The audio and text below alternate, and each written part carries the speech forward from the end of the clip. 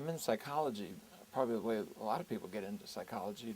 You're interested in why there's so much pain and suffering around you. I certainly saw that at home, growing up, and decided early on that it was a place to put my science interests and also just my humanitarian interests, and you could put those two together in one field. After I was a psychologist, I developed a panic disorder, and that changed a lot with regard to what kind of work I do. Because I was trained as a behavior therapist and as a cognitive behavior therapist, and when I applied the methods that I would apply with others when they had panic disorder, it didn't really fully hit what I thought what was needed for me. And I turned back towards things, several things that were sort of in my experience from more Eastern traditions, human potential traditions, and then tried to marry that up. I'm a child of the 60s and grew up in California, so was exposed to the kind of garden variety Eastern thinking that most folks in my generation were exposed to. And I actually found more in mindfulness and acceptance kind of methods that were directly a benefit to me than in the traditions I was nominally part of. So that really changed my thinking, and it caused me to set out on about a 30-year journey as to how to dig down to the essence of what's inside some of our deepest clinical traditions, but also our spiritual and religious traditions, particularly these Eastern traditions, but not just that, all of the mystical wings of the major spiritual and religious traditions have methods that are designed to change how you interact with your logical, analytical, linear thinking. And I didn't want to leave that just intact. I didn't want to simply be a meditation teacher or something. I wanted to understand it. And we spent a lot of time kind of pulling it at its joints and trying to understand why these things might be helpful to people. I think particularly helpful to people in the modern world who are exposed through the media and the kind of chattering world that we've created to a lot of horror, a lot of pain, a lot of judgment, a lot of words, and need to find a place to go that is more peaceful and more empowering, being able to live their lives in an intimate, committed, effective way. So that's kind of how I came there, where I ended up where I ended up. Well, the empirical clinical traditions, especially in the cognitive behavioral tradition, early on they were trying to apply behavioral principles mostly developed with animal models directly to people, and there's a lot of benefit that happened there. It's still relevant today. You can do a lot of good things for people who suffer with anxiety, depression, and so on, using those methods. I'm old enough to have seen all three of these steps, and somewhere in the late 70s and mid-80s, people realized that you had to have a better way of dealing with cognition, and they couldn't find it in the animal models. So they went to more common sense clinical models where they would sort of divide thinking styles up into rational and irrational processes, making cognitive errors and so forth, and they thought if we could just get people to think more rationally and focus on the evidence and take some of those over-expansive thoughts that are creating difficulty for them and change them, then they'd do better. And some of it was in the techniques were helpful, but the theory didn't work very well. Increasingly over time we learned that the components they tell you to put, that theory tells you to put in, and the processes that should change didn't really explain the outcomes and add to the outcomes.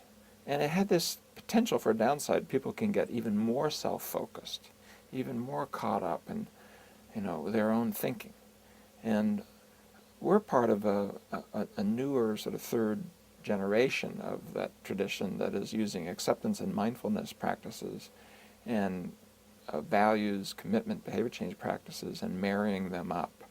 So the difference between traditional CBT and the acceptance and commitment therapy, or ACT, but not just ACT, also mindfulness-based cognitive therapy, dialectical behavior therapy, a number of the other more kind of modern acceptance and mindfulness approaches. And so instead of teaching people to detect, to challenge, to dispute and change their thinking, we teach people to notice what they're thinking and to notice what they're feeling, what their body's doing, learn from it, but then focus also on their values and getting their feet moving towards the kinds of lives that they want to produce to have a life worth living. And it turns out that that's, we think, a quicker and more direct way, a more certain way to moving ahead in your life than first trying to get the cognitive ecology inside this skull of ours all lined up with an ability to detect our logical errors and correct them and so forth. Meanwhile, the clock is ticking.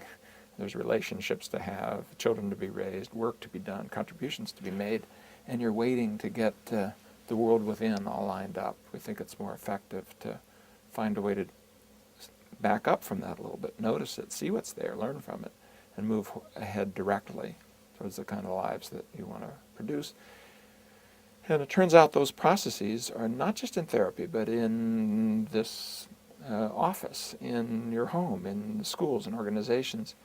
And so the ACT work has very quickly expanded out from psychotherapy into behavioral medicine, and from that even into organizational work, and now into prevention work, and into communities and schools. So it's kind of exciting to see psychology touching people where they are, so in the streets, in a way that is empowering and sort of simplifies what it is that people need to learn to be more effective and happy, successful, vital in their lives. A couple of things. If someone watching this were to focus on what pains them the most, and then would take the time to look inside, what do I care about such that that's particularly painful? They're probably going to find a significant area that they value. Give an example. Most people are hurt deeply by betrayals in relationships. And what your mind tells you to do is, don't be so vulnerable, don't be so silly, don't open yourself up, don't be so trusting. You can be betrayed. In fact, the reason why you hurt so much is that you want relationships that are loving, committed, intimate. You want trust. And what your mind's telling you to do in a way is don't care about that so much so that you won't be hurt so much.